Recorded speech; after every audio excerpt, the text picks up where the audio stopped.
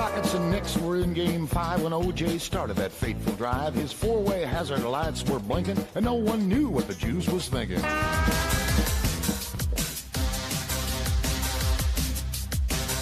I've been to Reno, Chicago, Fargo, Minnesota, Buffalo, Toronto, Winslow, Sarasota, Wichita, Tulsa, Ottawa, Oklahoma, Tampa, Panama, Mattawa, La Paloma, Bangor, Baltimore, Salvador, Amarillo, Tocopilla, Barranquilla, and Padilla, I'm a killer. I've been everywhere, man. I've been everywhere, man. Crossed the desert bare, man. I breathe the mountain air, man. Of travel I've had my share, man. I've been everywhere.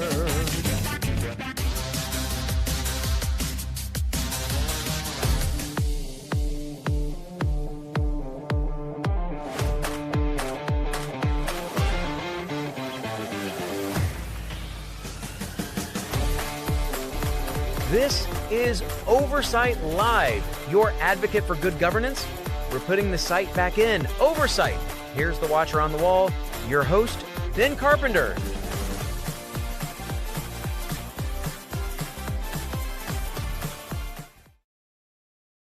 Good evening, Alaska. This is Ben Carpenter, and this is Oversight Live. Thanks for joining us tonight.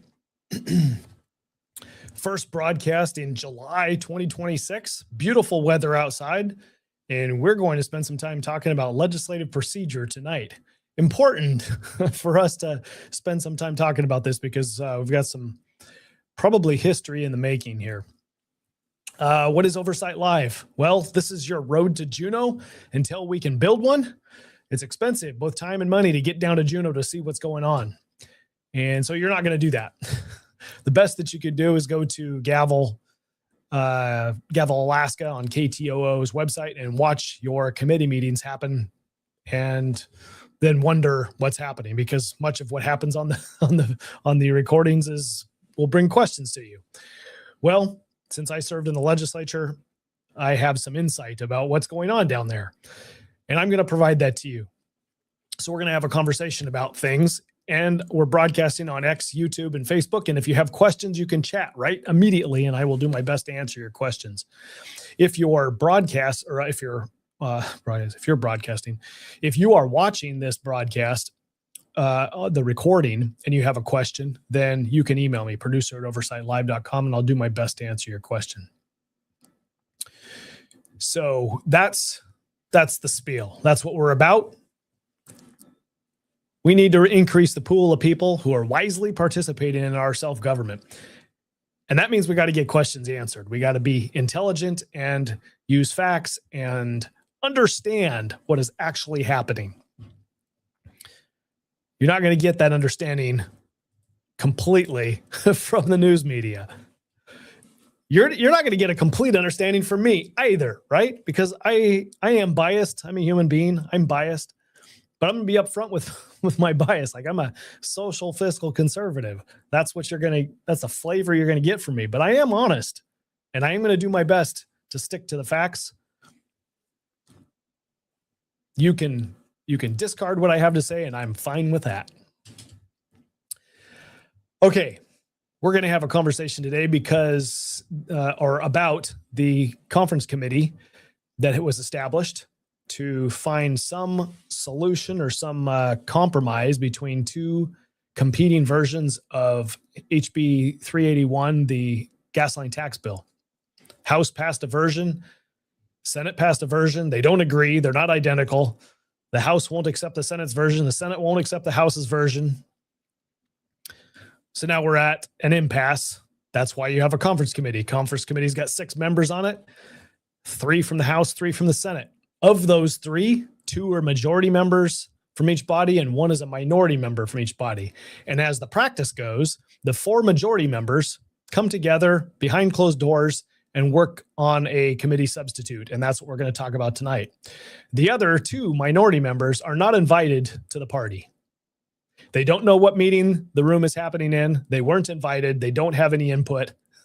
And so whoever those people represent in Alaska, they get no say in what is drafted in the committee substitute. Okay. This is different, somewhat different from what you would normally expect for committees, in that the minority has some ability to amend bills. Okay. During committee, they can propose amendments and have them voted down, but at least they're able to get their say. In the conference committee, minority doesn't get a say. They don't get to amend. They don't get to draft. They don't even get notice that the meeting behind closed doors is happening. Okay. That's not how it should be. That's how it is. Because you've got people in the legislature who will do that. They should be inviting minority members and they should be having a conversation with all members of the committee, but they aren't. Okay. We're going to spend our time down in the weeds today, okay? Because I've got a perspective that I want to get across to you, and maybe it's not exactly what you're going to expect from me, but we're going to get there. I want to check in with you, though. Good afternoon, good evening, everyone. I'm looking at your texts here. Any chance they are proposing purposely violating legislative procedure in the hope the law blows up via a lawsuit? Well, Craig, we're going to talk about that tonight. That could be a intended or unintended consequence, depending on your perspective. And you asking the question means that you're thinking ahead a little bit, and it could be an intended consequence of the process that's going on right now. And people may not understand that who are not familiar with the legislature. So we're gonna discuss that just a little bit. Thanks for asking the question. That is kind of where I was headed with tonight's broadcast and conversation. Oh, you had chicken kebabs. I had one of my favorite things for dinner just a few minutes ago. I really like casserole. So I had a tuna casserole. Nice, cheesy tuna It was delicious. I love it. It's like comfort food for me. You do you, though. Kebabs are good. Frank says, there are only so many rooms in the Capitol. Yeah, you could just go knocking on doors, I guess.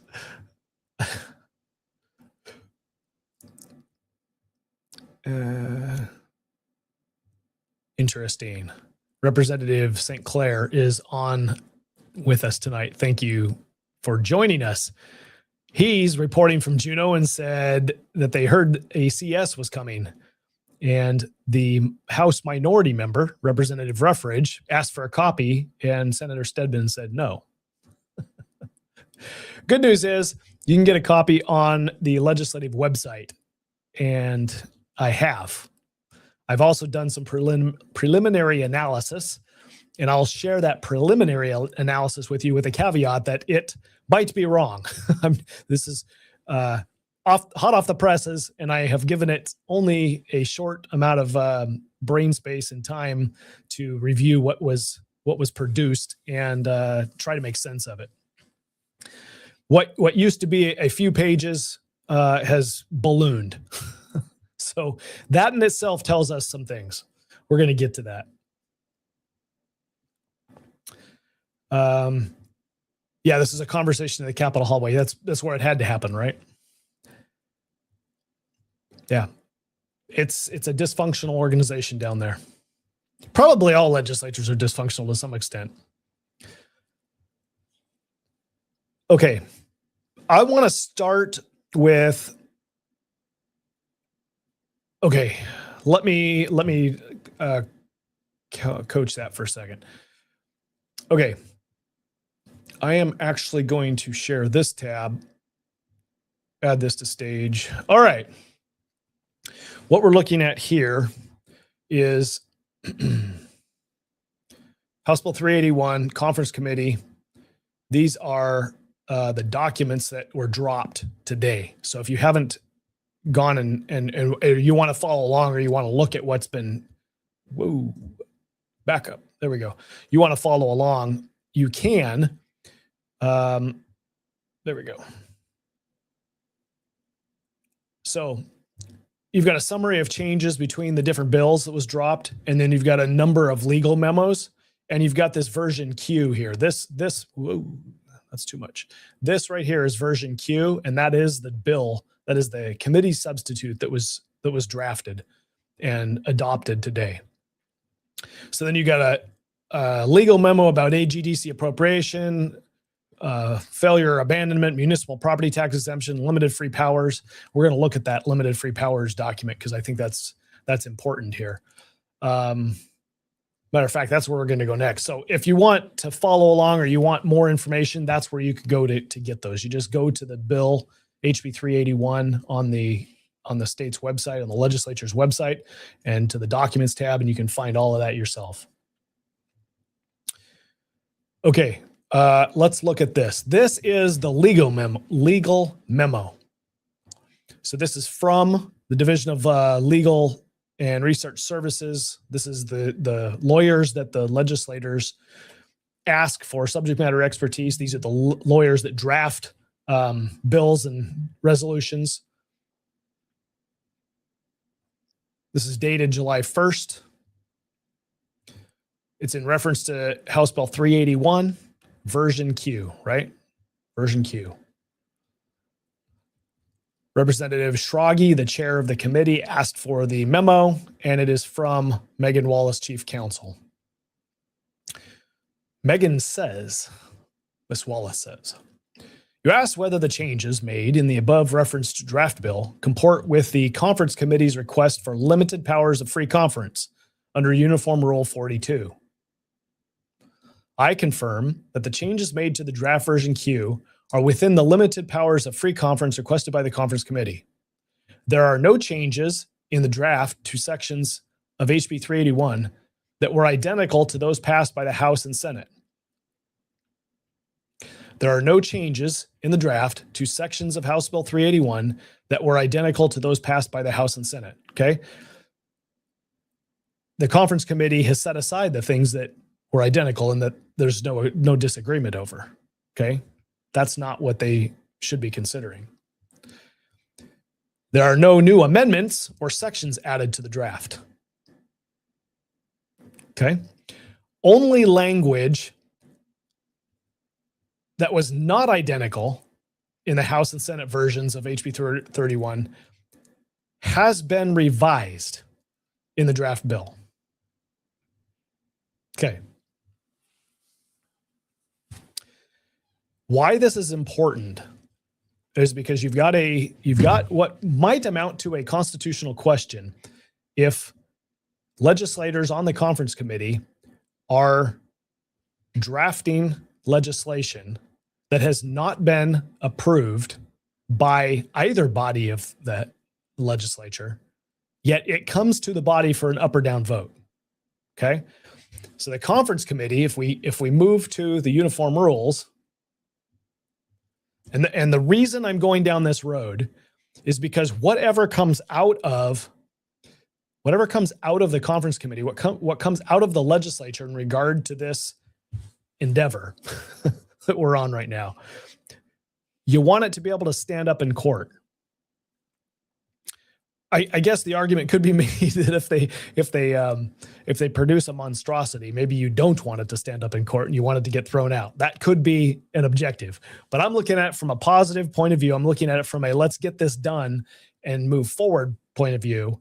Let's get the right tax policy, or let's at least get one that the project can support and move forward with.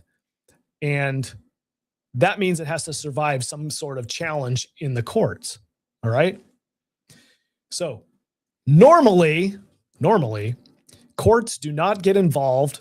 The Supreme Court of Alaska is not inclined to get involved in matters where the legislative rules are in question, and it's only about the legislative rules, because that is a separate branch of the government.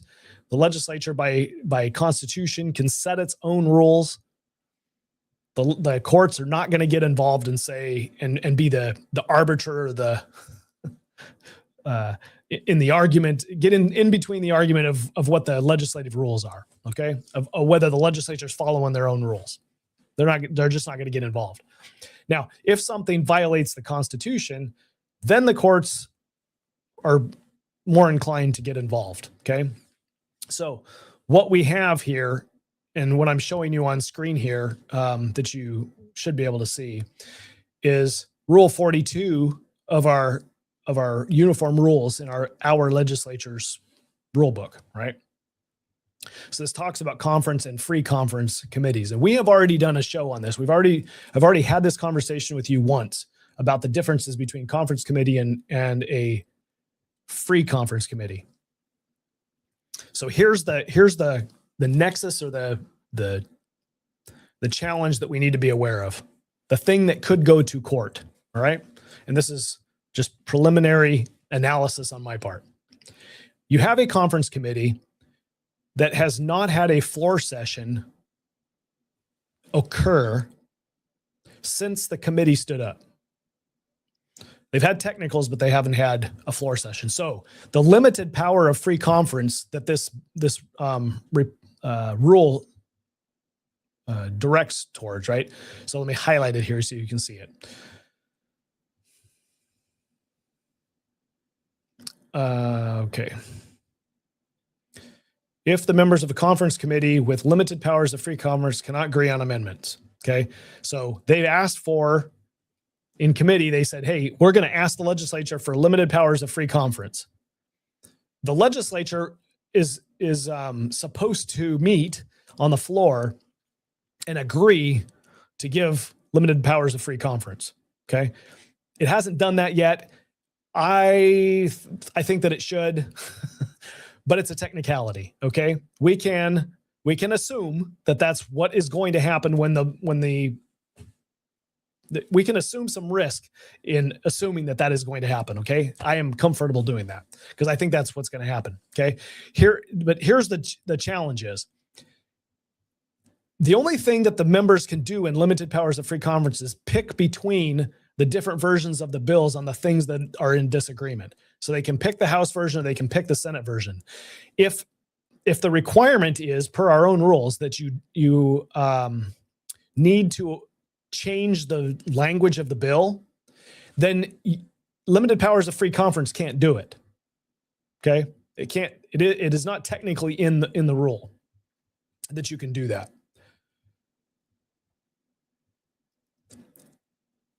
If the members of a conference committee with limited powers of free conference cannot agree on amendments, one or both houses refuses to adopt the report, it is then ordered to appoint a free conference committee. Okay. My point is probably listed above.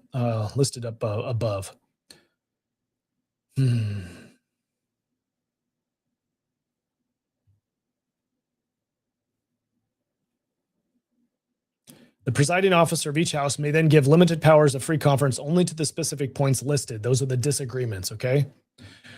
If they can't agree on those amendments, then it moves to a point of free conference committee, okay? Here's the rub, is that if the power of the free conference committee, you can rewrite the language of the bill.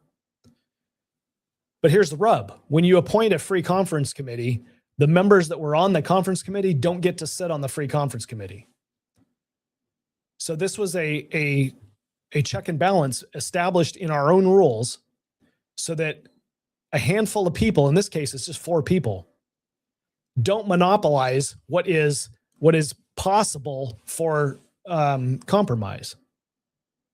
Matter of fact, if compromise requires that legislation before them gets rewritten, revised, or amended, if there's a substantial change required in order to find that compromise, then people that are not sitting on that conference committee are the ones that are supposed to do it. It's to prevent what I think we're seeing happen right now, which is a consolidation of power and only a handful of people who are in charge in the legislature calling all the shots, because the end result of whatever comes out of the conference committee is just an up or down vote on the floor in both bodies. There's no opportunity to amend it. You just have to choose whether you're going to take it or leave it. Now, here's the problem. Here's the constitutional problem, is that the legislature, all of the in order to draft legislation, the piece of legislation or the text, the law that you're going to establish has to have passed both bodies. So if the conference committee is rewriting legislation, if they're amending it with new legislation, it means that that text never passed both bodies. And this is where the constitutional problem comes in. Okay. So if you're going to do that through the conference committee, you have to do it through free conference committee. You have to follow that process. If you don't follow the process and you put a bill forward to the legislature that it didn't go through the process, then you open yourself up to a constitutional claim in court. Now, I don't know whether that constitutional claim is going to hold up or not, but it adds ambiguity, it adds doubt or risk to a project, right? We're talking about establishing tax and policies that would enable a project to move forward with certainty, right? Well, this type of thing adds uncertainty because who knows? I mean, if there's somebody that doesn't want the pipeline to go forward, then they have another avenue to try to stop it. They would just sue over the process that was used for passing the legislation. Look at this text in the bill. It never went through the committee process. It was never adopted by either branch of the House, of the legislature. The House or the Senate never adopted it. It was drafted in the conference committee, and they had an up or down vote without an appropriations process. There is some risk that the court might look at it and say, yeah, that's right. It violates the constitutional provision that all legislation, all laws have to be approved by the legislative process. So that's part of the issue now, or that's the issue that I'm trying to highlight tonight. Okay. The reason I'm highlighting is not because I want this thing to fail. I want to see a clean bill passed and survive any kind of challenge that might show up in the courts. All right. That's my take. That's what I want. Being transparent and honest and upfront. That's my intention here. I just see some risk because the nature of the legislature is to consolidate power to a handful of people and cram whatever they want down the throats of the rest of the legislature. When have they published right now that they're going to come back for a up or down vote on this? The 16th of July? That's only a couple days before the end of the special session. Doesn't give them a whole lot of time to modify things if the legislature says no. If they vote no on the bill, then you're down to, I think the end of the session's on the 19th. So you got like 4 days to redo this. So we go back to the legal memo, and the legal memo says, let me share it here. The legal memo says that only language that was not identical in the House and Senate versions of 381 has been revised. So the question is, has the legislature granted the authority to the members who are revising the language of the bill? Or are they acting outside of their constitutional authority? This is the problem. If the legislature wants to assure that there is no question about outside of their authority, then they appoint a free conference committee where our own rules say you can revise the statute. But up until the point that you don't, now there's a question. So here's where I'm going to challenge or at least push back on my understanding and my analysis on this thus far about this has been revised. Okay. So what is the level of revision here? Okay. Remove.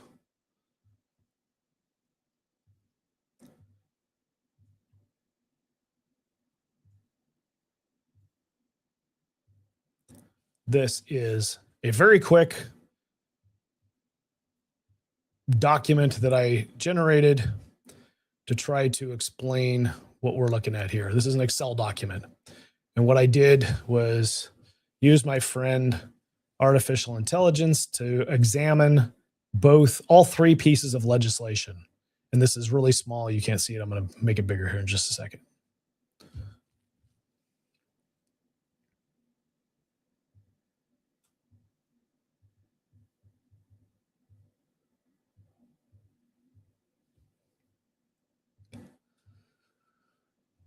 Okay, so how this is broken down on the spreadsheet, just so you can see it. This is raw data, right? Over here on column A is the section in Q, in version Q. Okay, so it's listed by section in the bill, right?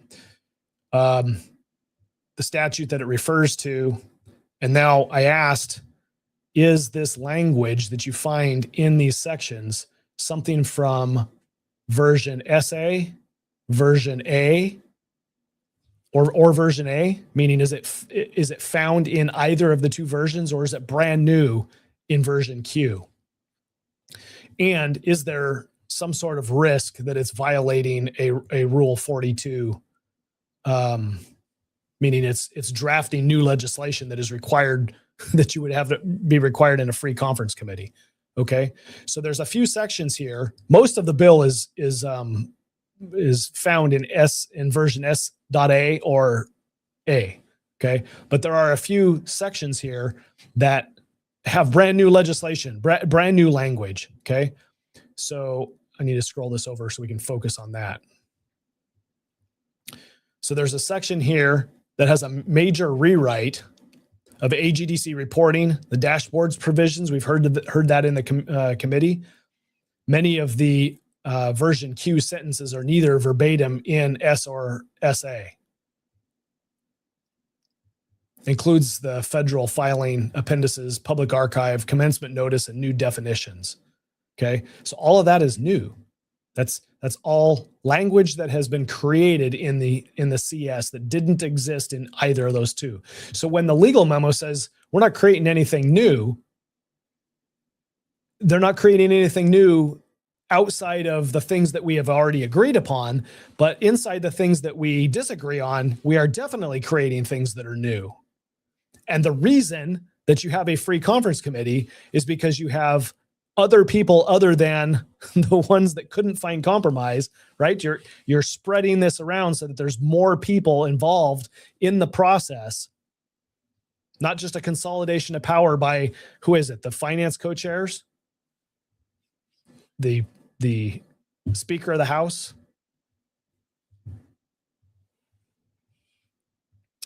The foreign investment section, significant ownership change, notification provisions, definitions for project developer and subsidiary of the corporation, new and Q. Those are all new language. There's a section here, and I haven't read the particular section here, but the replaces the clawback language provision language in SA in version S.A. And that is replaced with a narrower limitation on reimbursement for value added by the producer or the Glenfarne.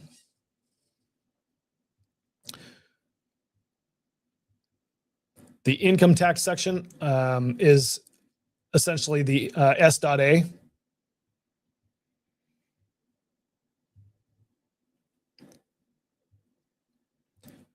Okay, so the reason I'm bringing this up is not to go line by line and help us understand exactly what is different in the bill.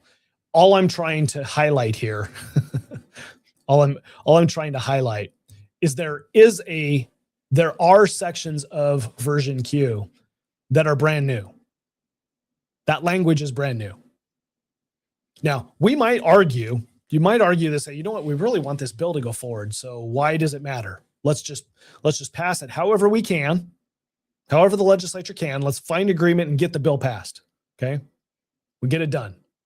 The reasoning behind why I think that's a bad idea, why that's rushing to failure, at least there's a risk of rushing to failure, is because you open yourself up for a lawsuit. A potential lawsuit. I'm not saying one is coming, but you've got people that don't want this pipeline to go forward. So if you're not, and I would consider this the part of the conversation where we're not crossing our T's and we're not dotting our I's. We're just like, you know what? I can tell it's a T. I don't really need to cross it. Let's just move on and get it done, right? But if you don't follow your process and you don't you open yourself up for additional scrutiny. So do we really want a bill to get passed and a law to become enacted that then gets challenged? No, we don't. That would be problematic. Maybe it gets thrown out and it's a non-issue, right? But what if it doesn't get thrown out? What if the courts come back and say, yeah, you drafted some parts of this bill or the whole bill, but maybe parts of the bill they throw out and it doesn't apply, and now there's some level of uncertainty, or who knows how it's going to fall out after that, right? So this is why we have a process for a reason, and why we engage in the process, and the process works as long as we engage the process. Here, we're trying to give the semblance of we're following a process while maintaining control into a handful of people and and trying to force something that we're not entirely sure what the objective is. I mean, some of these people are not happy with the pipeline and the maker of the pipeline, the project developer, right? So there's, in my mind, there's at least some skepticism as to whether the intentions are right with who's making the draft of this bill. Do they really want it to succeed, or do they want it to fail because they don't want to see the pipeline succeed? I don't know. If you pass something that can be challenged in court, even if it's on somewhat tenuous circumstances, maybe that's the best you can do to oppose it and create doubt. Will investors invest if there's some doubt as to the legitimacy of the law?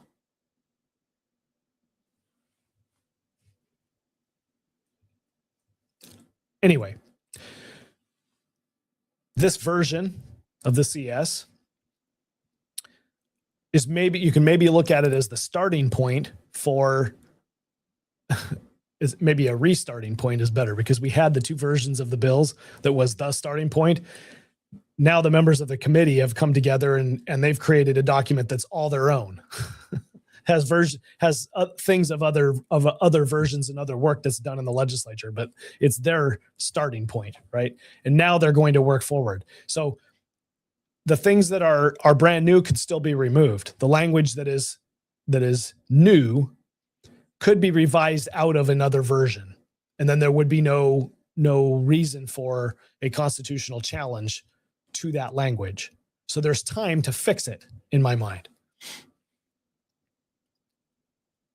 I don't know that this legislature is really, it hasn't demonstrated that it's concerned for the let's make things stable argument.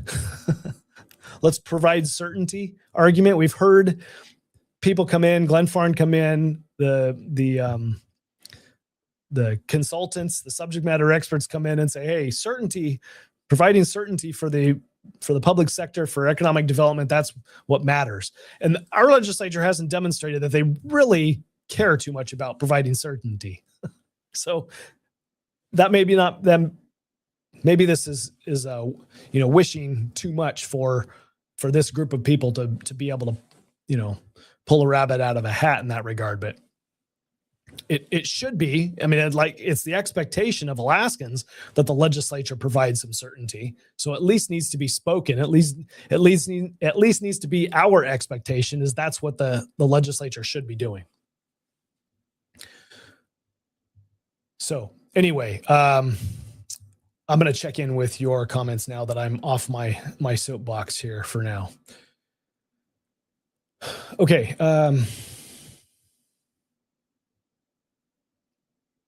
Yeah, Representative St. Clair, page 23, 24 and 23 was not in either of the House version or the Senate version.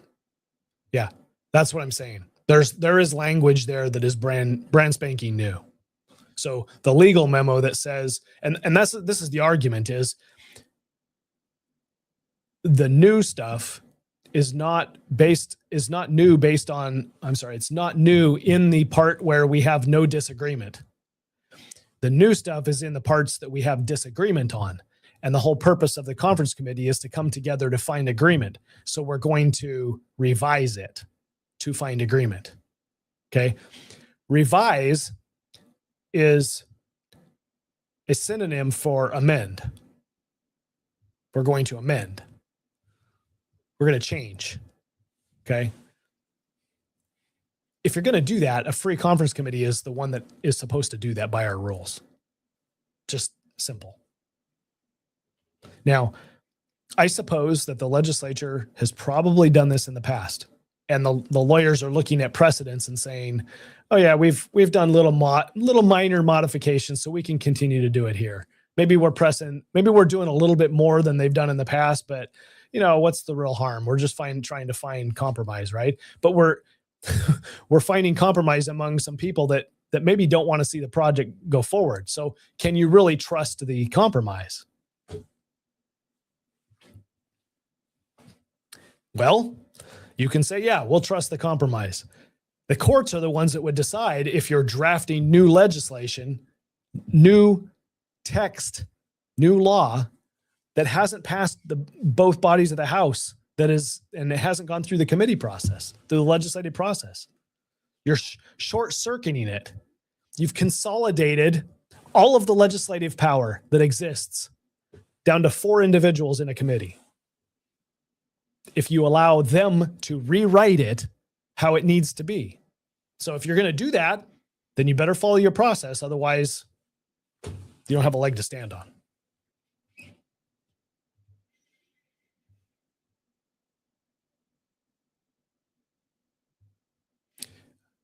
Chris has got Chris thinks the pipeline's not going to be built.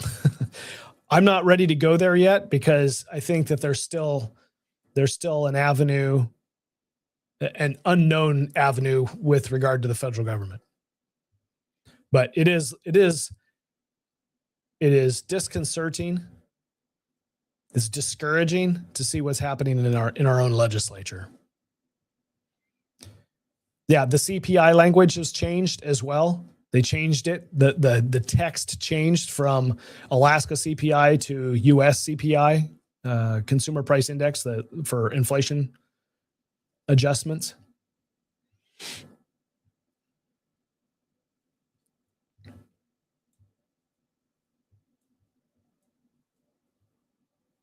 Yeah, this is the biggest hurdle, or the biggest problem I see, is that you would draft legislation as important as this one is, and then turn it over to whatever the courts are going to say, right? Frank says this is something he learned a long time ago. When someone goes to litigation or has to be decided by judge or judges, there's a minimum of 3 lawyers in the courtroom. At the end of the day, 2 of them walk away satisfied with the ruling. Are we going to be satisfied? Is Alaskans going to be satisfied? Is the project going to be satisfied? And maybe the most important question is, are investors going to be satisfied? If they're not satisfied with either the legislation that comes out or with whatever court challenges comes, then they won't choose to use their money on our project. So you have to give that consideration. Why even go down that road?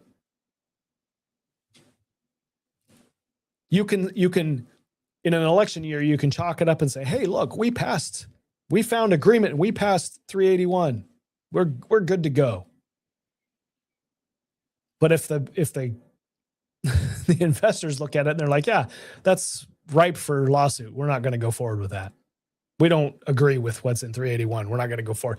The investors are the ones that you're trying to woo.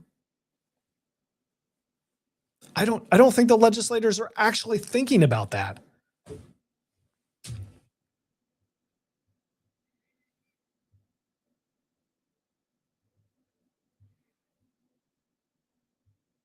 Frank says the issue is me, Ben, could not fix the system. You're absolutely right. I am one individual. I cannot fix the system. This is the problem, not the problem, the weakness of self-government, right? Our form of self-government requires 21 and 11 in the legislature to do the right thing in order to fix the system.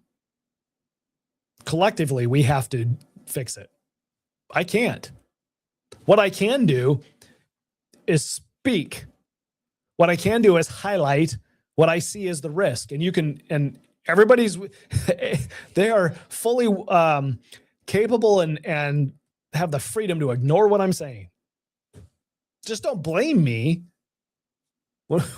when my kids review the record and try to understand what happened, why they have high electricity bills and high gas bills because we didn't build a pipeline. They'll be able to look and say, you know what? My dad, my grandpa, my great-grandpa, he cared. He was telling them this was going to blow up in their face. That's the best that I can do. Even if I was in the legislature still, that may be the best that I could do, is try to communicate what should happen. People with ulterior motives and not looking at what's right, they do what's wrong all the time. Who makes the laws? The majority in the legislature do.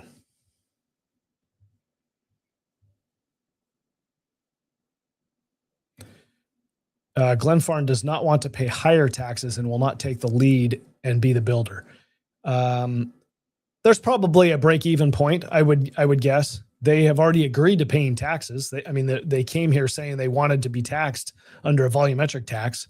So the where the rubber meets the road is the definition of higher. What is it?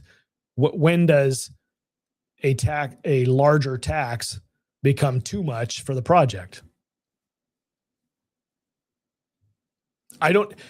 We haven't had a whole lot of that analysis, right? Because the majority of this analysis and talking and conversations in 3 different committees, right? Resources, finance, conference committee, most of it's been on the project, on whether the project has merit, whether it's going to be successful, what are the mistakes? It's been a judgment on the project, not on what's the right tax policy is. So I don't think people are trying to answer that question. What is the point at which the taxes are considered too high? I don't know the answer to that question.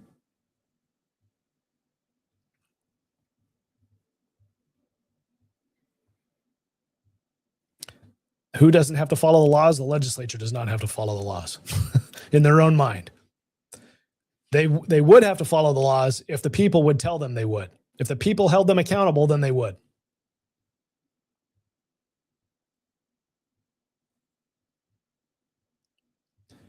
The lawyers who give the legal memos are just operating off of their, the business as usual. They exist to support the legislature. How do we get the legislature to accomplish its mission? So they're finding a way. They report to the majority. They're finding a way to help the majority make their case and find some sort of compromise. It would be a really, really short job if you came back to your boss, right? That's what the legislature is. And you said, well, you can't do that. They'll be like, okay, well, I'm going to find somebody else that is going to help me do it. You're out of a job. You might argue that that's the right thing to do, but that's not likely to happen. You're going to bend over backwards to try to help your boss succeed. That's what the lawyers do.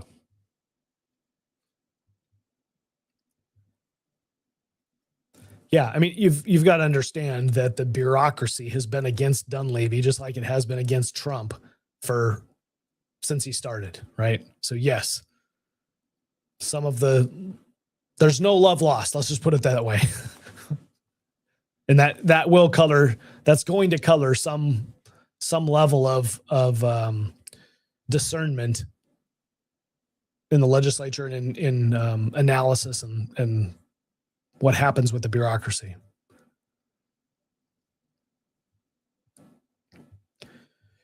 Politically speaking, I think it's both Governor Dunleavy and President Trump. They don't want to go into this election cycle with Dunleavy and Republicans claiming a win and Congress and the Republicans and President Trump claiming a win at the national level. They don't want to do that. They don't want the headlines to say Trump gets his signature energy project in Alaska. They don't want that to be part of the headline. I agree with you, politically speaking. I think that is part of the motivation here.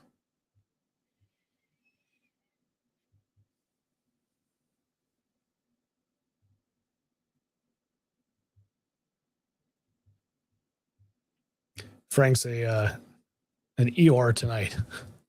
You can change the system. You just have to have the right people. That means more of us, more Alaskans need to understand what's actually happening. And yes, you can change the system.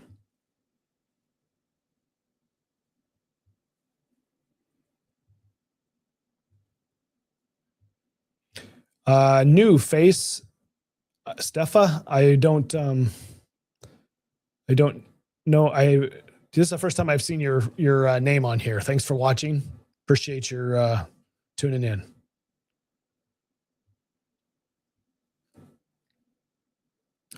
Frank, this is a question that I don't have an answer to, and I'm not even sure how to find one. What happens if the federal government takes over? What I suspect and what just logically makes sense to me is that the jurisdiction for the project sponsor to work with is no longer the state, it's the federal government. So Glenfarne stops coming to the legislature. Glenfarne starts going to the bureaucracy or to Congress. I'm not sure. The jurisdiction then becomes the federal government and not the state government. That's as best as I can understand it right now. It presents its own hurdles, right? But maybe it's fewer hurdles, or there's a friendlier bureaucratic environment. At least there's a friendlier executive branch environment there to make it go forward. Maybe the entire structure of how you make it work goes forward. I'm not sure. I don't know what it means. All I know is that word is that the administration wants to see this happen, and that's all I'm going to say.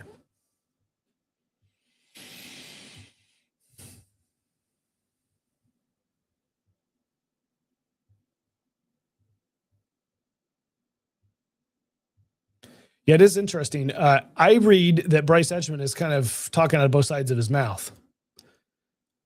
When I'm watching him in committee, he's having it both ways. So, I mean, he's an independent, right?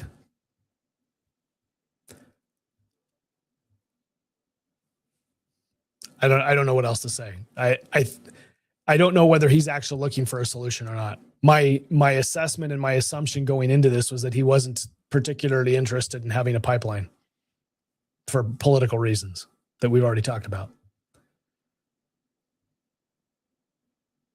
I suspect that he's more interested in what's going to happen with organization next year, and whatever's happening now, whatever his behavior is now, has got to get him through the election and in the Senate to exercise power in the next legislature. That's what I think is probably top of his mind.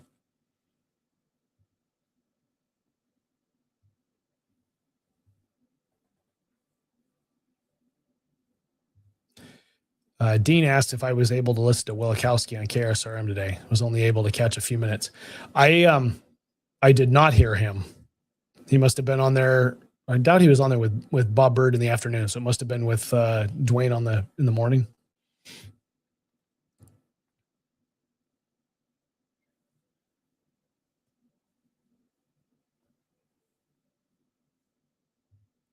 So there's a ruling out from the ethics panel. Craig says the legislature won't provide affordable gas to Alaskans, but they can do this. Alaska ethics panel finds probable cause against Rep. Vance over letter to Homer News owner. Yeah, I mean, it's an election year. What do you expect?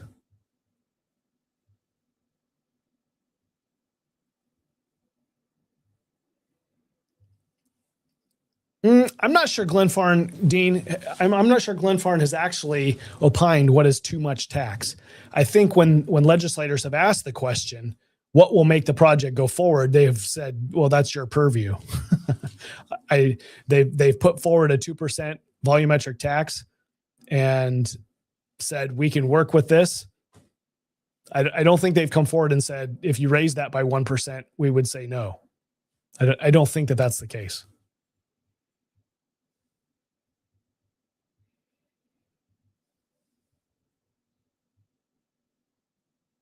Yep, that's good advice. Don't rely on government. Learn how to grow your food, how to preserve it, can it, dry it, freeze it. Don't rely on government. We'd all be a lot stronger if that's the take we would take. But I mean, there's a lot of urban people that just, I mean, the root of the problem here is the more urban we get, the less of that happens, right?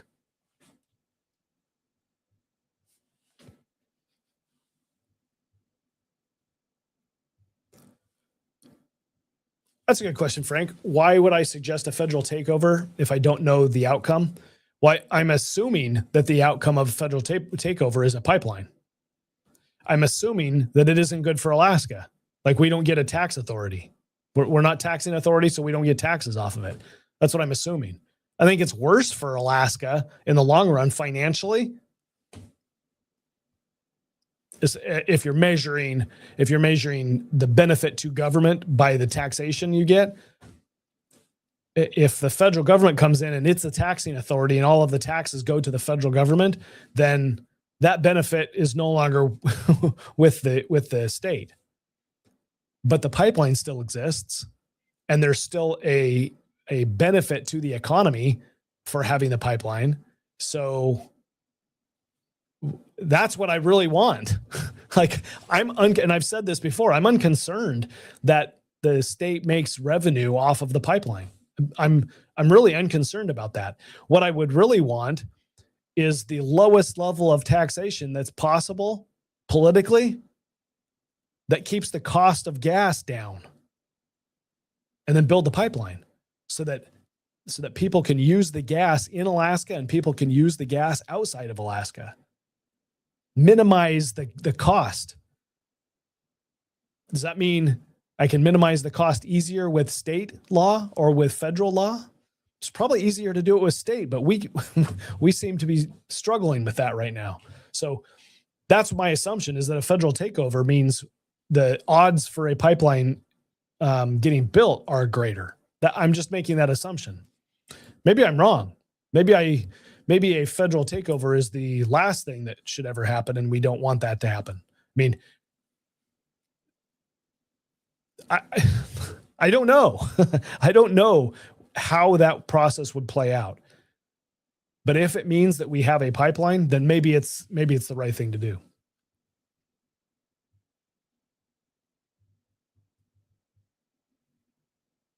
Who's looking at renewable energy? I mean, nobody in Alaska that's serious about energy is looking at renewable energy on scale.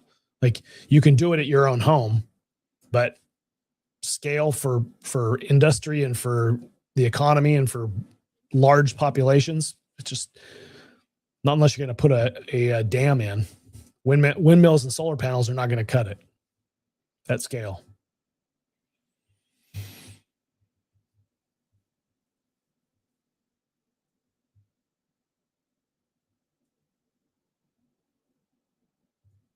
Yeah, I think I spoke to Ruffridge. I think he's pretty sour on what's happening down there. I didn't see his statement on Facebook though.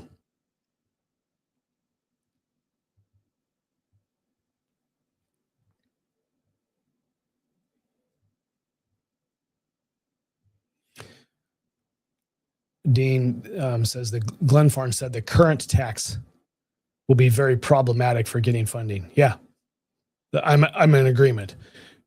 The current, whatever came out of the Senate, is problematic.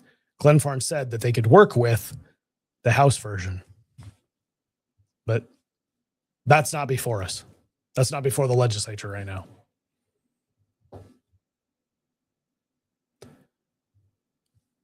Why are you putting words into my mouth, Frank? I am not saying rely on government. That's not what I'm saying. If I could get a pipeline and government would not have anything to say over it, I'd probably do that.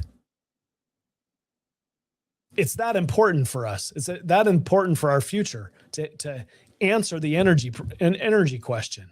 Now, if we want to say, you know what, we're not going to do a pipeline. We'll just leave the gas on the North Slope. It's too expensive to get, and it's just not worth it. Well, then we got to have energy. We got to have some alternative. So we're going to turn to coal. We're going to turn to hydro. We better get started because the permitting for those things are going to take years. Costs are already rising and projected to rise even higher. You just saw the news. I think it was MEA. Prices were going up. That's the future for us. We don't have any. This is the whole point of the project, right? Why I've been promoting it so heavily. You don't have any other permitted alternative. There's like every alternative that we could think of to natural gas and a pipeline here is going to take years. The pipeline is going to take years, but at least it's permitted. We're already started with the process. The other things, we haven't even started the process yet.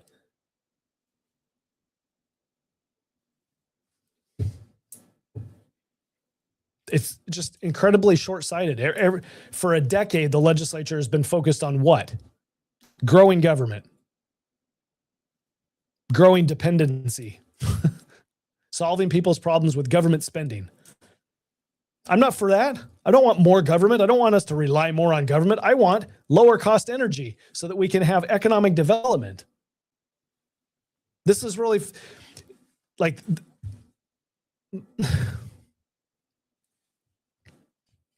let me boil this down, okay?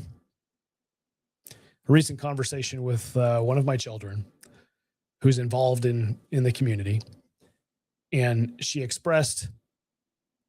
shared with me something that was happening down here, and the participation in the 4-H program, which is an agriculture-centered, government-sponsored, university-sponsored program, okay?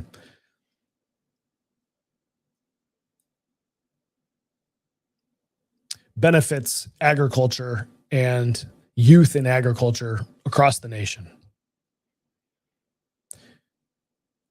Kids raise animals in the junior market livestock. They raise animals, and then they take them to auction at the end of the year. And people bid on those animals. And the bidding and the buying of animals is not about the animals. I mean, for some people, it is slightly. It's about supporting the kids. It's a charity. It's teaching the kids, rewarding the kids for the hard work that they did that year, setting them up for success for the next year when they're going to raise another animal, and help them save some money. Help them get started in agriculture, right? It's a worthy cause, in my opinion. Well, the support from the community has been in decline for quite a while now, numbers of years. The numbers of businesses that have been involved in the auctions has declined. Used to be lots of oil companies come in, lots of businesses come. It's declined. Why has it declined? Because the economy in the state of Alaska, the private economy, has been in decline. And so there is hesitation to support charitable things. I don't need more government spending. What I need is a growing economy. Low-cost energy helps with a growing economy. So if I can get a pipeline built and we don't have any tax going to the state government, I'm okay with that because the benefit is a growing economy. Low-cost energy helps us grow our economy. The 4-H program directly benefits from a growing economy. The kids' charitable activities here. They're rewarded for their learning and their stick-to-itiveness, their perseverance through raising an animal for an entire season, however long that season is. I mean, down in the States, your auctions for junior market livestock are tens of thousands to hundreds of thousands of dollars. It's a serious event down in agriculture states, right?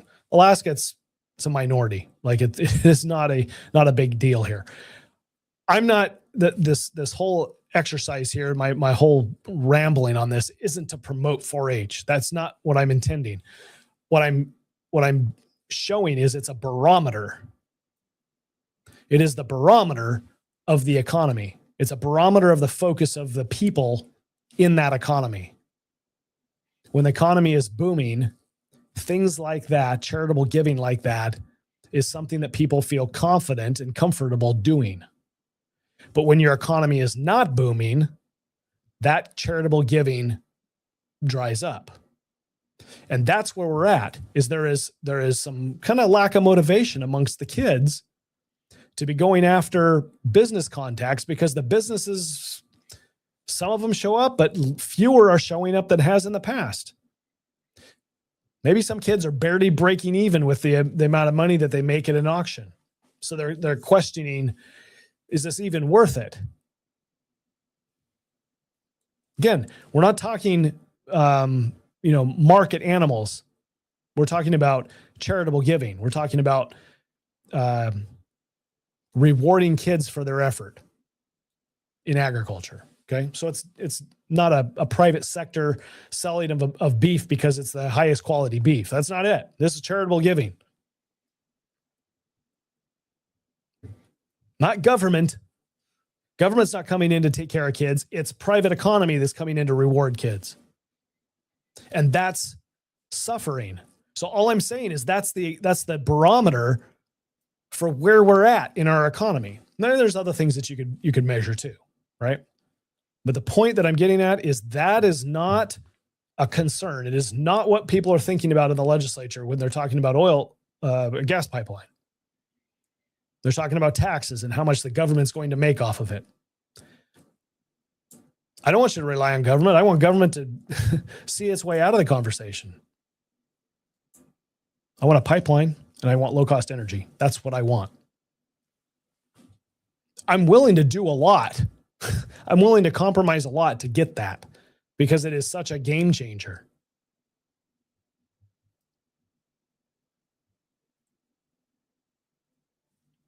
We're not going to have our families sticking around in Alaska if we cannot continue to provide a strong economy, jobs, hope for the future.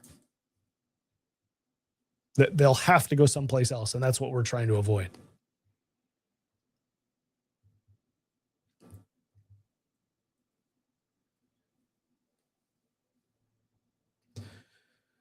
John, it's a really good point. How many of the electorate, how much of the electorate is expecting, they go to the ballot box expecting government to take care of them though, right? We need to understand this, that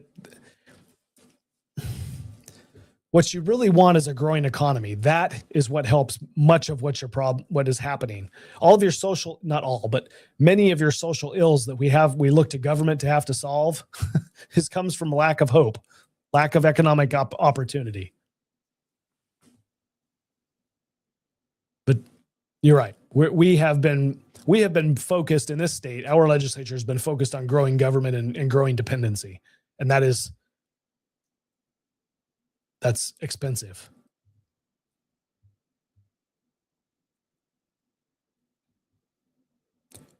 Yep, Dean, don't disagree. Let's go nuclear. The micronuclear reactors that are coming on, progressing, right? They're not prime time yet, but they're coming online elsewhere in the nation would be great, especially for some of our small and remote communities. But they're a decade away. This is the point that I'm trying to make. There's lots of things out there that we could do. None of it's permitted. None of it's ready to go. The pipeline is it's it. It's what we have for many, many years that we could get started on. And by the time other projects get their permitting done, we could already have the pipeline constructed. Or you don't do the pipeline and you're back to square one and you got to do permitting on something else. And then it'll be years of high energy costs to Alaskans, right? I don't disagree with nuclear. Nuclear.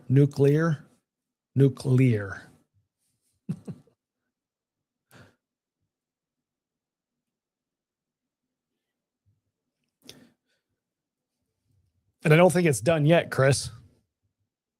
I think the cost of energy continues to increase, and we don't have a solution unless you build a pipeline.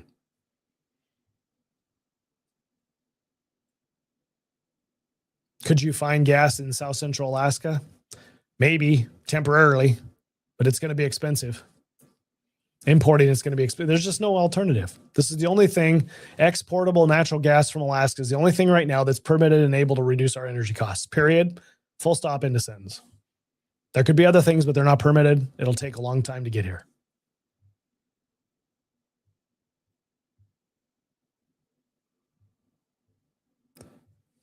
Do I like Medicare, Jones Act, food stamps, highway maintenance?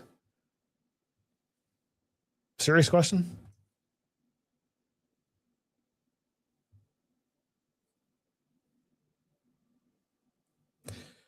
Willie's talking from the west here. 30 megs in Bethel would produce all the electric to light up, heat every building, and the excess electric could be used to mine hydrogen from the Kuskokwim River, power every vehicle in Bethel. Not to mention it would be also power at least half a dozen nearby villages. Would you need federal subsidy or state subsidy if you had that? Yeah. I think you're talking about a 30 meg nuclear plant, right? Yeah. It totally makes sense for rural Alaska.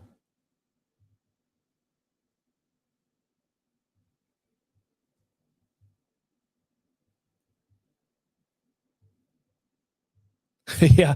Dean, you're right. 4-H animals are quality beef. I am not saying they're not. They're just expensive beef.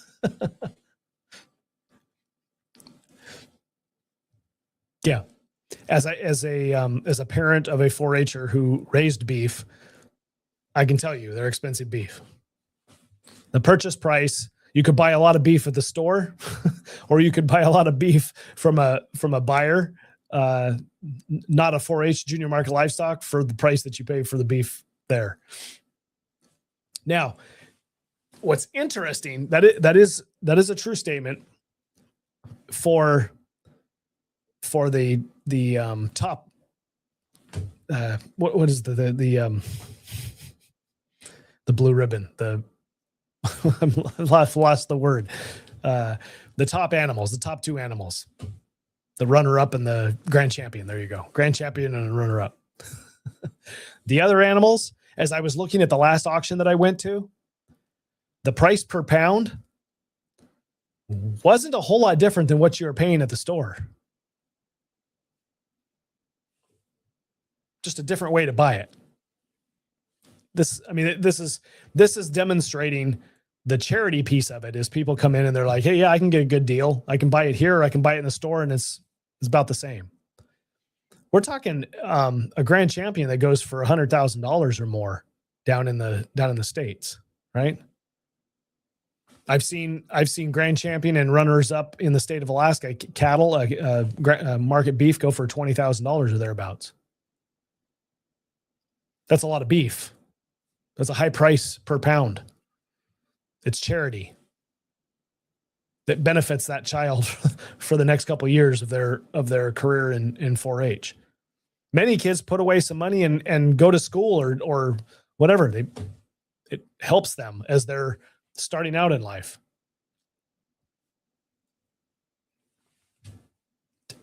Anyway, yes, it's good beef.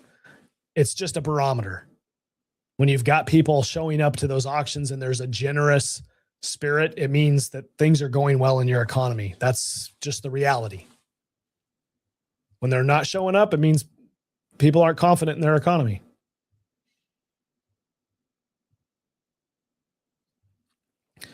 Yeah, I don't liken the junior market livestock to dependency, right? Kids learning that they can go make a bunch of money, a killing off of cattle or their animal, depending on charity. That's not what kids are learning. You watch the kid learn that animal's not going to go home with them, and you know the lesson that's just been learned.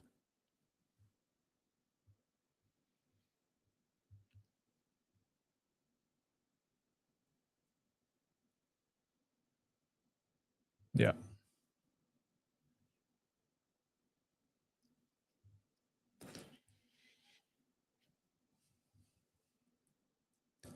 Yeah, I do. I get that feeling. Watching what's happening, it feels like an exercise in futility. Why come to work in the legislature if you're not going to take this seriously, right? And it just looking at what's happening in the committees, it is clear to me that certain legislators really don't want a private company building this pipeline. They want to go back. They want to go back to the way it was, where you've got the state owning the pipeline and find somebody to build it for them. That's really what they want. And that's never going to work. Private developers, private money, private financiers are not going to finance a project like that. Period. End of sentence. Full stop. It's not going to happen. Especially after what we've seen now.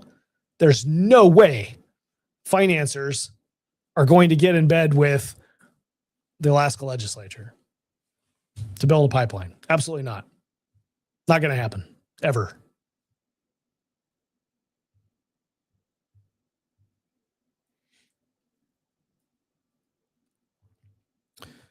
Frank says he was a farmer. Business owners supported youth growing livestock. That's all they did. They could put up a sign in their window. I bought the blue ribbon steer, steaks $9.99 and burger $4.50. Still happens. I mean, that's what Three Bears does. They go to the auctions and they buy expensive beef and expensive lamb, expensive hog. They spend a lot of money. You don't see oil companies there anymore. They used to spend lots of money. There are fewer and fewer companies that show up than used to. That's what my point is. You go to Three Bears and you can see the little 4-H stickers on the animals on the cuts of meat after a 4-H auction, right? I mean, it's a big deal to a small number of people in Alaska. Outside in your agriculture communities, it's a big deal to a lot larger number of people.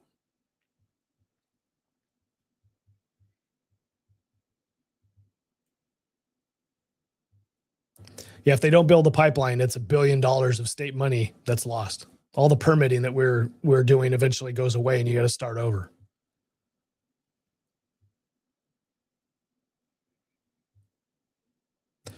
And this is a really good point, Lynn. We know there's gas on the North Slope. If you're not going to find it from the North Slope, then you'll have to find it from somewhere else if that's how you're going to power yourself.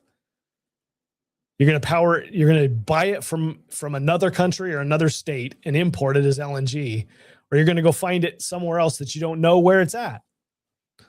We suspect there's a lot of it in Cook Inlet, but it's expensive to go get it. So where else is it going to be expensive? Likely everywhere. Yeah. I don't know.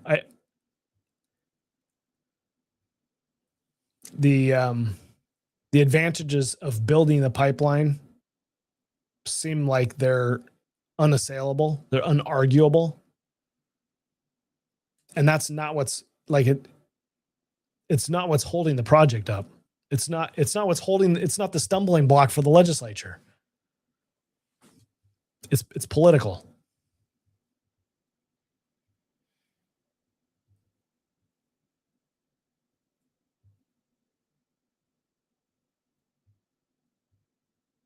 Well, that's a valid point. Except that your nuclear plants are built differently than your grandfather's nuclear plants. Okay. Yes, they've got maintenance, but they're not a reactor type that overheats and burns up and kills everybody.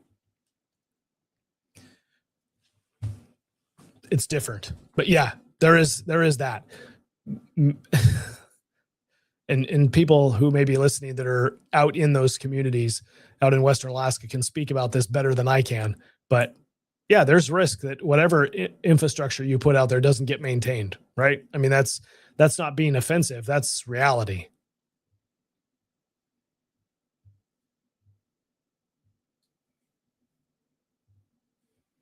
£5 of prime rib costs over $100 now. Well, this August, I think it is. Maybe it's July. No, it's probably July. I don't think I have it in my calendar when the junior market livestock is down here on the Kenai. July and August timeframe, there'll be an opportunity for you to go get a whole bunch of prime rib from a 4-H'er. If you're going to spend $100 at the grocery store, maybe spend $100 at the 4-H auction.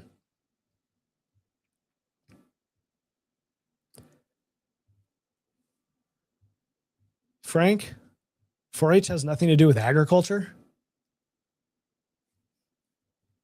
You're going to have to sell me on that.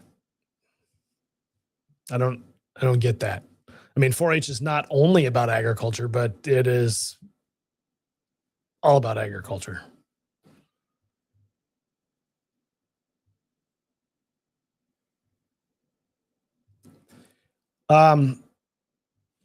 Steve, I thought that we had, no, I'm not sure that it's the third highest corporate tax.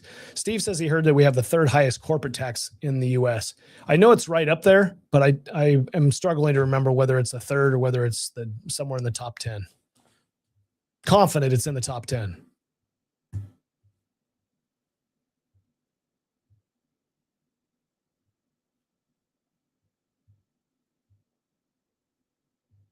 There's my honey. July 24th is the 4-H livestock auction in Soldotna, at the new Soldotna Sports Complex. And you're going to have 4-H auction at the State Fair in Palmer. So there's another opportunity. If you haven't gone, it's a lot of fun to watch the kids deal with their animals. I like watching the auction. I think the auction's fun. If you're good at auctions, it's fun to run up the price.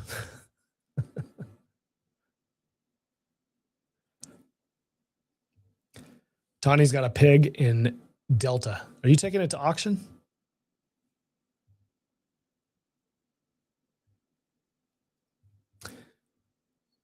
Frank says he never had an oil company buy my livestock. We haven't here in a long time, but they used to. Down here on the Kenai. Since Hillcorp's pretty much the only one anymore. Marathon's here, but we don't see them at the 4-H auction. And Marathon or Hillcorp doesn't give out or doesn't do charity like that. They give money to their employees. So maybe Hillcorp is supporting it. They're just doing it through their employees. And so maybe it's not completely accurate to say they're not. You wouldn't necessarily know by the employees who's spending money there. But the point that I'm getting at is there used to be a lot of different oil companies and service companies come to support 4-H auctions. Let's not lose the point of why I said this, okay? There were a larger number. Now there's not. It is an economic equation. It's a part of the equation of the economy. It's a barometer.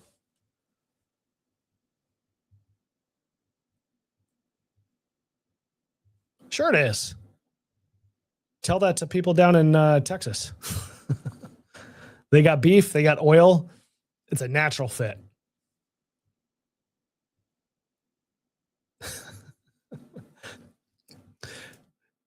Prize pheasants bought by a gas company.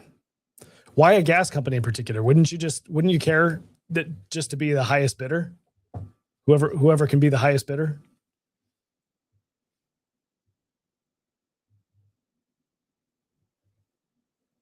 Yes, that's right. Those who participate are learning about agriculture. Chris, I'm not sure whether Fairbanks has an auction. Does Fairbanks have a fair? Like a state fair? You've got the state fair in Palmer, and then you've got the state fair down here in, well, we used to, you'd still have the state fair down in Nilchik. The 4-H Ag Expo is actually separate from the Nilchik fair. And they used to participate on the fairgrounds during the state fair, and now they don't do that anymore. So they do their own Ag Expo in Soldotna, and it'll be on, like I said, on the 24th. I don't know whether Fairbanks has their own. It's a good question. Maybe their kids bring their animals to the Palmer State Fair.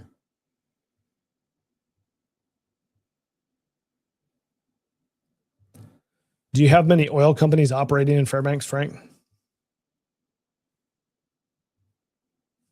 I don't know. I doubt it. You got more miners up there, right? Oh, Tanana State Fair. Tanana State Fairs where they've got a 4-H program. That makes sense.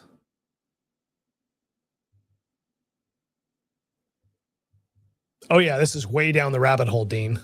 But it's a good thing to talk about. Let's talk about the barometer for economic activity, right?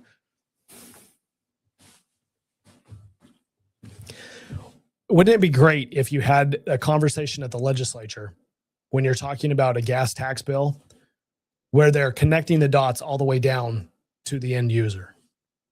Wouldn't that be great? Because at the legislature, it stops with the state government. That's what the conversation is. Well, how much revenue are we going to get? And then they're not even considering the 4-H'er. Not even considering it.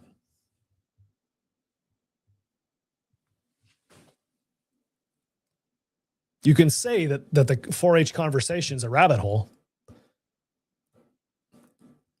but I think it is. I think it's directly connected to the pipeline conversation. Directly.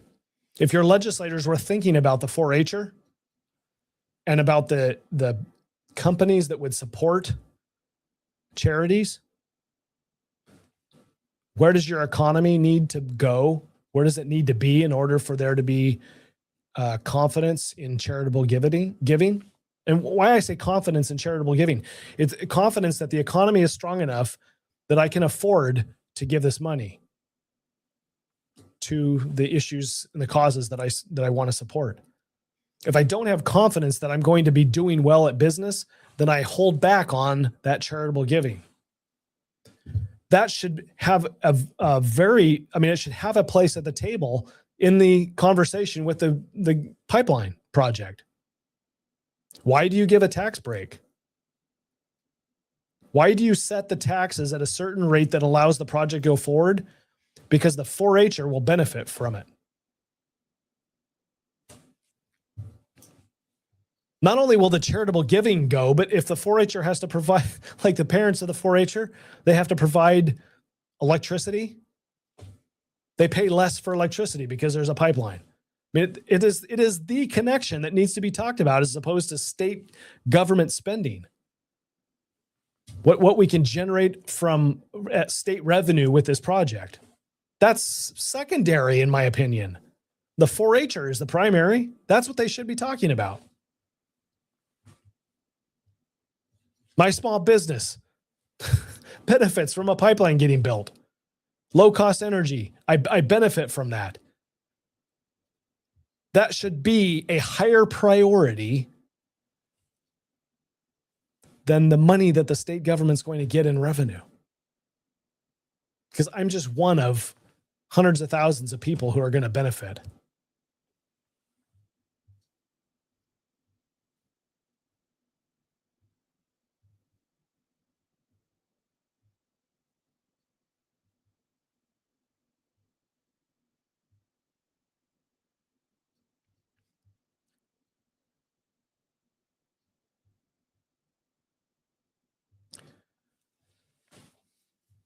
how many oil companies in Kenai? You've got Hillcorp, you've got Marathon running the refinery. You've got Hex, which is a gas company. Don't see many others. There's support companies that exist here, but not as many as there used to. I don't even know if I could name all of the support companies. I'd probably leave some of them out. I know I would. I'd miss some. We used to have a whole lot more down here because it was booming. I mean, we've gone through cycles on the Kenai, a boom and bust for oil. It's nothing new.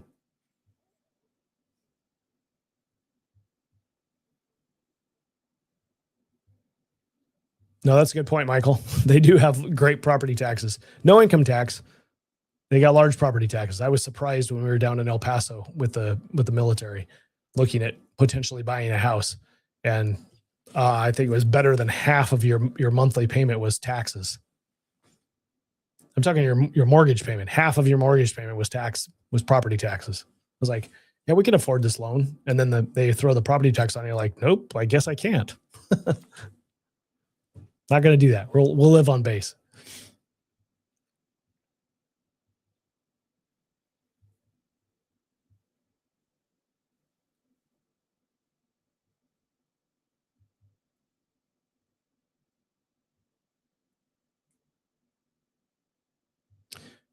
Bill, thanks for joining us. You're absolutely right. If our legislature understood and cared about our private economy, we would be living in a different state. Absolutely. Over the last decade, we have prioritized government growth, not economic private sector growth. You're absolutely right.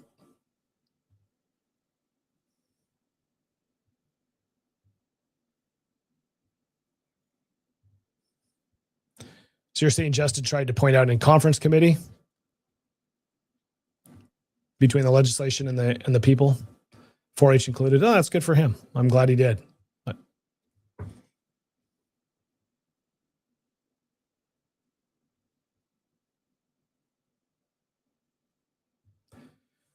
How about we cut the gas line tax to zero and trade for any gas used in Alaska as free?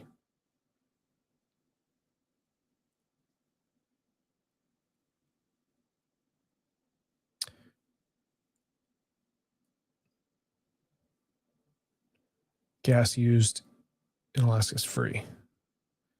I'm not sure I'm following. So don't tax it and make it free. I'm game. Like, it's our resource. We should be able to do what we want, right? But at some point in time, you're going to have to pay for government.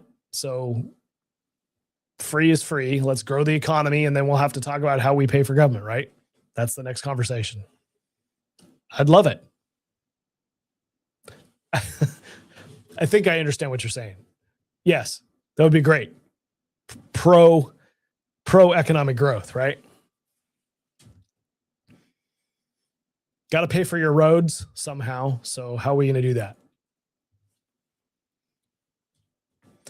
I guess what I'm saying is I'm making an argument that you're not going to get free. No taxes. Somebody's going to say, hey, we got to have some sort of tax. So the reality is, and this is just the realist in me, you're going to have to say yes to some sort of tax because people are going to demand it. I'd be okay with no tax on gas, but then we throw in some sort of tax on the economy, on the economic engine. So as the economic engine, broadly speaking, the economic engine grows, you have more revenue for the state. So then the legislature is incentivized. Let's grow the engine because we have more revenue when the engine grows. Makes sense to me.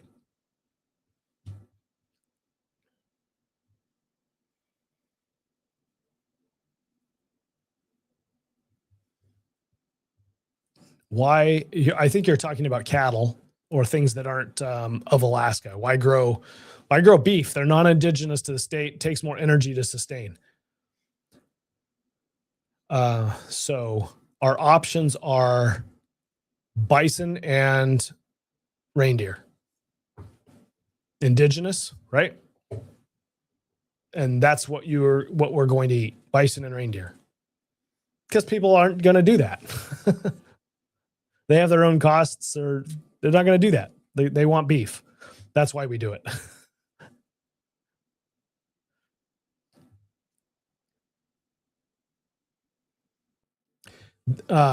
The impact on public unions and union workers, I think, is a major concern of the legislature when they're talking about when they're thinking about workers. That's who they're thinking about.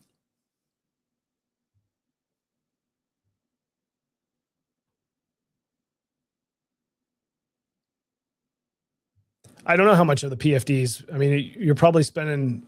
Well, I think that they had $1 million in the budget for the special session. If it didn't get vetoed, it was like $1 million, if I remember. I mean, what's $1 million on PFD for each one of us? Dollars, measured in dollars.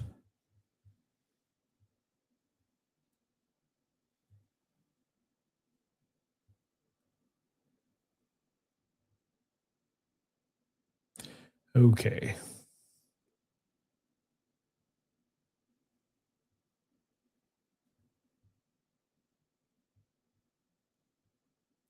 Yeah, there's no doubt. There's no doubt that the legislature cares about government. That is for sure. But the only reason that it's that way is because that's who makes it up. Those are the people who choose to get involved and run for office, are the people who are going to promote government for whatever reason. The constituency encourages them to run. They are part of the constituency. You get people that go in there and they're like, the pharmacists are going to create pharmacy bills. The farmers are going to create farm bills. The fishermen are going to create fish bills. And the school teachers are going to create school teacher bills, right? I mean, this is the the way of things. You don't have enough people going to the legislature who are from the private sector that say we need to do things for the private sector. You don't have enough of that. There's more of all the other. This is what I've been saying. If you don't volunteer and you don't go and participate, then that experience and that influence is missing from the legislature. And that's why we have a government that doesn't care about the private sector, because the private sector is not participating. Not in large enough numbers to matter.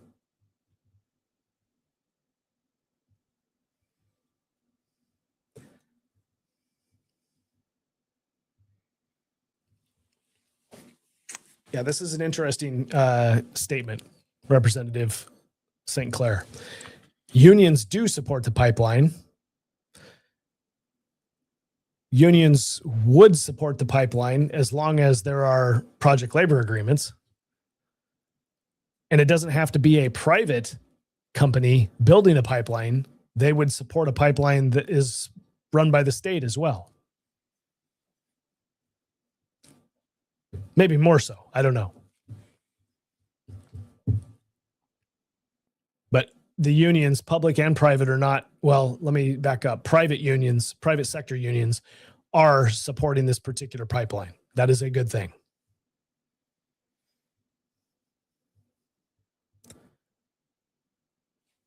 I am talking about wood bison. They are indigenous. Reindeer are synonymous for caribou, and caribou are indigenous.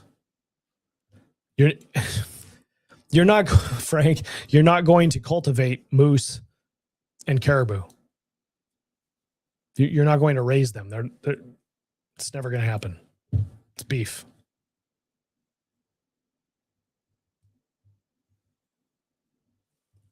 You're not going to do that.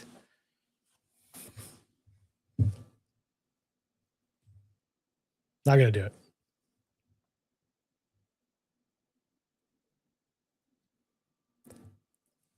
So just brush off that $1 million, those dollars of the PFD. It seems 2 years is a lot of time to complete negotiations. $1 million is a big deal to most Alaskans. To an annual budget, $1 million is not a big deal. It's a rounding error. That's the reality. I'm not suggesting that that it shouldn't be a big deal that they're spending $1 million. That's not what I'm saying. I'm just saying from their perspective, from the budget perspective, $1 million is a handful of dollars when you spread it across all of the PFD earners, right? From the budgeting perspective, it is a rounding error.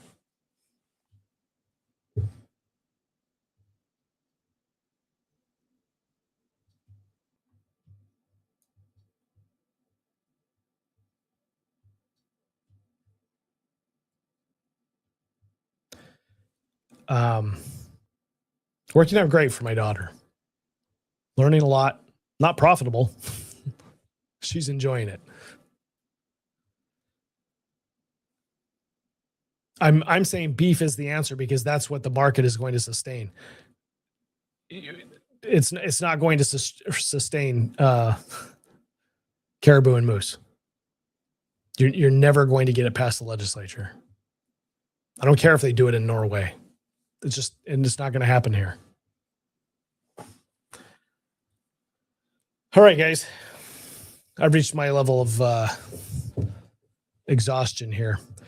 So tomorrow, I don't think we're going to have any news from the legislature. I think that it's probably going to be very radio silence until the 16th. Maybe we have some information. Maybe we don't. I don't know.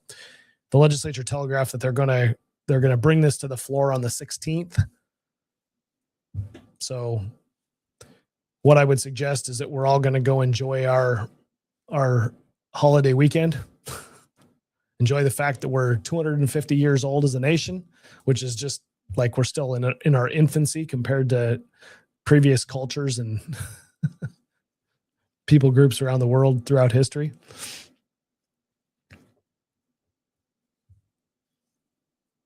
We have a republic if we can keep it. It requires our participation. So go have a great 4th of July. Have a prime rib or a hamburger or a steak or nice chicken wing, whatever suits your fancy. Go and enjoy it. Spend time with family. That's what I'm going to do. Be thankful that we live in this country, as ugly as it is sometimes and as difficult and as, as ugly as the self-government process is, it's still the best process in the world. Compared to other nations and the way other people do it, we still have the best system in the world. So be thankful for that. We just got to participate more. Kevin's got a huge message. It's a link of some sort. Oh, it's the Alaska Ethics Panel. Yeah. I wonder what the fallout's going to be for that. Maybe I'll give Sarah a call and find out. All right. You guys have, hot dogs. I forgot hot dogs. Go have a hot dog. We'll see you probably Monday.